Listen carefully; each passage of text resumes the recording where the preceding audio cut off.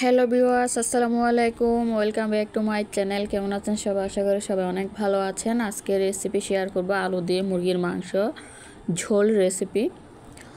তো মাংসটাকে ভালো করে আমি কেটে ধুয়ে একদম পরিষ্কার করে পানি ঝরিয়ে নিয়েছি। দিয়ে দিচ্ছি 1 চা চামচ পরিমাণ মরিচের গুঁড়া, হাফ চামচ পরিমাণ হলুদের গুঁড়া, 1 চামচ পরিমাণ জিরার গুঁড়া, হাফ চামচ পরিমাণ লবণ, দিয়ে দিচ্ছি সরিষার তেল, আদা রসুন পেঁয়াজ বাটা দিয়ে ভালো করে মশলাটাকে ম্যারিনেট করে নিতে হবে মাংসের সাথে। মাংসটা ভালো করে ম্যারিনেট করে নিব যাতে প্রত্যেকটা মাংসের গায়ে মশলাটা ভালো করে যায়, তাহলে কিন্তু মুরগির মাংসটা খেতে অনেক ভালো লাগবে। এটাকে ভালো করে ম্যারিনেট করে আমি রেস্টে রেখে দিব 10 মিনিট। মাংসটাকে যত ভালো ম্যারিনেট করবেন তত ভালো টেস্ট হবে। ভালো করে মাংসটাকে ম্যারিনেট করে আমি 10 মিনিটের জন্য রেস্টে রেখে দিব। এখানে আমি 2টা বড় সাইজের আলুকে কিউব করে কেটে নিয়েছি, একটু বড় বড় সাইজ করে।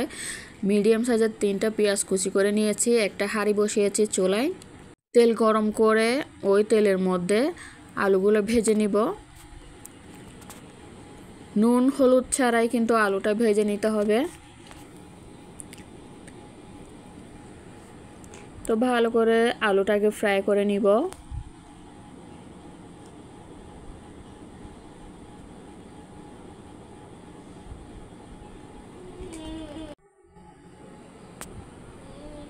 সরিষার তেলে আলুটা ফ্রাই করলে কিন্তু কালারটা অনেক সুন্দর আসে। তো সরিষার তেলের তরকারিও কিন্তু অনেক ভালো লাগে। তো আলুগুলো আমার লাল লাল করে ফ্রাই করে নেওয়া হয়ে গিয়েছে। এবার হচ্ছে একটা বাটির মধ্যে উঠিয়ে নিচ্ছি।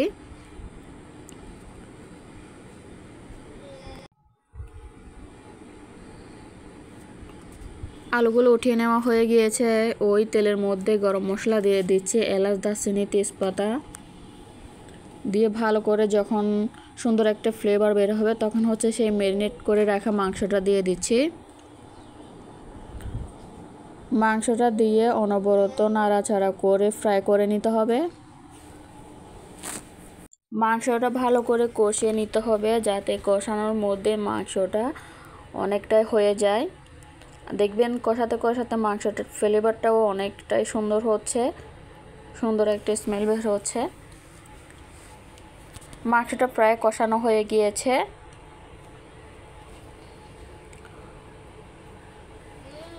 এবার দিয়ে দিব সেই পেঁয়াজ কুচি করে রেখেছিলাম, 1 কাপ পরিমাণ পেঁয়াজ দিয়ে দিলাম। পেঁয়াজটা দিয়ে ভালো করে ফ্রাই করে নিতে হবে।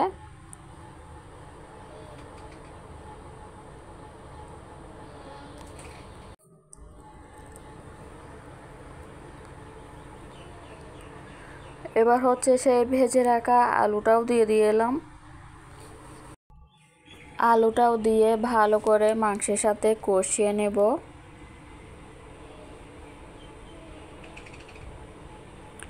খেয়াল রাখবেন যাতে মাংস তলায় লেগে না যায়, তাহলে কিন্তু মাংসটা খেতে ভালো লাগবে না, একটা পোড়া পোড়া গন্ধ আসবে।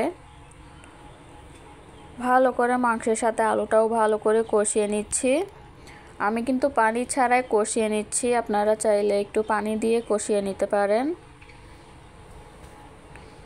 এ পর্যায়ে দিয়ে দিচ্ছি 1 কাপ পরিমাণ পানি।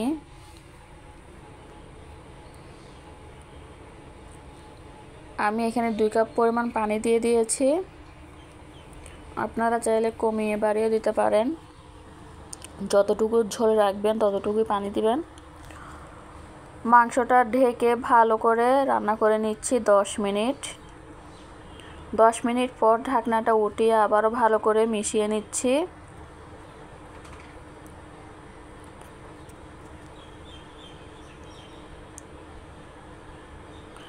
আমার আলুটাও কিন্তু সেদ্ধ হয়ে গিয়েছে। আপনারা চাইলে ঝোলটা আরেকটু টানিয়ে নিতে পারেন। এই অবস্থায় নামাতে হবে, ঝোলটা কিন্তু আরেকটু মাখামাখো হয়ে আসবে। হয়ে গিয়েছে আমার আলু দিয়ে মুরগির মাংসের ঝোল। তো আমি একটা বাটিতে নিয়ে নিয়েছি। কেমন হয়েছে বন্ধুরা? কালারটাও কিন্তু অনেক সুন্দর হয়েছে। আমার রেসিপিটি যদি ভালো লাগে প্লিজ চ্যানেলটি সাবস্ক্রাইব করে পাশে থাকবেন, লাইক কমেন্ট শেয়ার করবেন। সবাই আমাদের জন্য দোয়া করবেন।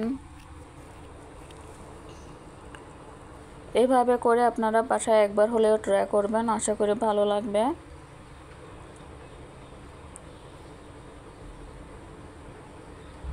কেমন হয়েছে বন্ধুরা কমেন্টসের মাধ্যমে জানাবেন।